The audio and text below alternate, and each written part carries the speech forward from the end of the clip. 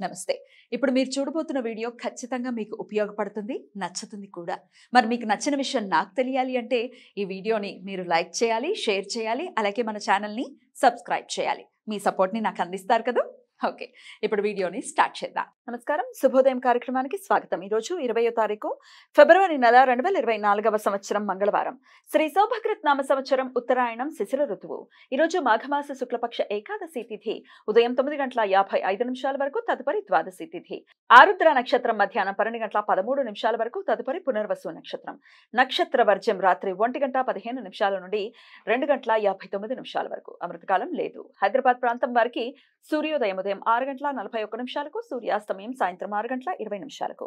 చంద్రోదయం మధ్యాహ్నం 2:49, చంద్రాస్తమయం రాత్రి 4:32. అభిజిత్ ముహూర్తం మధ్యాహ్నం 12:07 నుండి 12:53 వరకు. దుర్ముహూర్తం ఉదయం 9 గంటల నుండి 9:47 వరకు, మరల రాత్రి 11:16 నుండి 12:05 వరకు. రాహుకాలం మధ్యాహ్నం 3:25 నుండి సాయంత్రం 4:52 వరకు. గుళిక కాలం మధ్యాహ్నం 12:30 నుండి 1:57 వరకు. యమగండ కాలం ఉదయం 9:35 నుండి 11:03 వరకు. ఈరోజు భీష్మ ఏకాదశి. పద్మపురాణం, భవిష్యోత్తర పురాణాల ప్రకారం భీష్మాచార్యుల వారి ఆత్మ విష్ణులోకంలో చేరుకున్న రోజు. అంతేకాకుండా భీష్ముల వారు అంపశయ్య మీద ఉన్నప్పుడు శ్రీకృష్ణుని సమక్షంలో పాండవులకు శ్రీ విష్ణు సహస్రనామ స్తోత్రం ఉపదేశం చేశారు. శ్రీకృష్ణుని సలహా మేరకు పాండవులు మాఘమాస శుక్లపక్ష ఏకాదశి రోజు నుండి శ్రీ విష్ణు సహస్రనామ స్తోత్రం పారాయణం చేయటం మొదలుపెట్టారు. అందువలన ఈరోజు శ్రీ విష్ణు సహస్రనామ స్తోత్రం జయంతి. ఈరోజు భక్తులు ఉపవాసం ఉండి విష్ణుమూర్తిని శ్రీ విష్ణు సహస్రనామ స్తోత్ర పారాయణంతో పూజిస్తారు. అంతర్వేది శ్రీ లక్ష్మీ నరసింహస్వామి దేవాలయంలో లక్ష్మీ నరసింహుల కళ్యాణం జరుగుతుంది. అన్నవరం, యాదాద్రి, సింహాచలం, భద్రాచలం, తిరుమలలో ప్రత్యేక పూజలు, కార్యక్రమాలు, రథోత్సవాలు జరుగుతాయి. ఈరోజు జయ ఏకాదశి. దేవేంద్రుని కొలువులో పుష్పవతి అనే అప్సరస నాట్య కళాకారిణి ఉండేదట.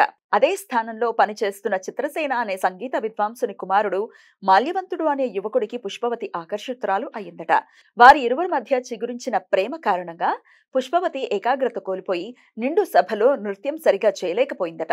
అసహనానికి గురైన దేవేంద్రుడు ఆ జంటను పిశాచులుగా మారమని శపించాడు.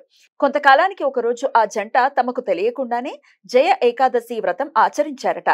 మరలా వారికి పూర్వపు స్థితి, రూపం వచ్చి ఇంద్రలోకానికి చేరుకుని ఇంద్రునికి జరిగిన వృత్తాంతం చెప్పారట.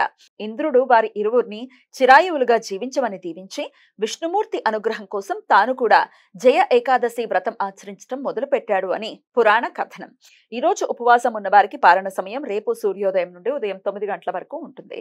ఈరోజు సోపపద పుణ్యకాలం. మాఘమాస శుక్లపక్ష ద్వాదశి రోజున సోపపదం పేరున పితృదేవతలకు తర్పణాలు, శ్రాద్ధ విధులు నిర్వర్తించడం సాంప్రదాయం. మంగళవారం ద్వాదశి తిథి, పునర్వసు నక్షత్ర కలయిక ఉండటం చేత త్రిపుష్కర యోగం ఈ రోజు మధ్యాహ్నం 12:13 నుండి రేపు సూర్యోదయం వరకు ఉంటుంది. ఈ యోగ సమయంలో చేసే ప్రతి పని జీవితంలో మరలా 3 పర్యాయాలు చేయాల్సిన సందర్భాలు ఏర్పడతాయి. అందువలన ఈ సమయంలో ఎటువంటి తొందరపాటు, అశుభ నిర్ణయాలు తీసుకోకుండా జాగ్రత్తలు తీసుకోవాలి.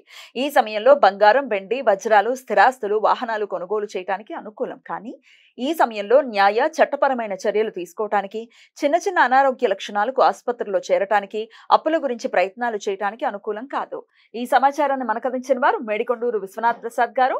ఆయనకు కృతజ్ఞతలు తెలియజేస్తూ నారాయణ స్మరణతో సమస్త సన్మంగళాని భవంతు. నమస్కారం.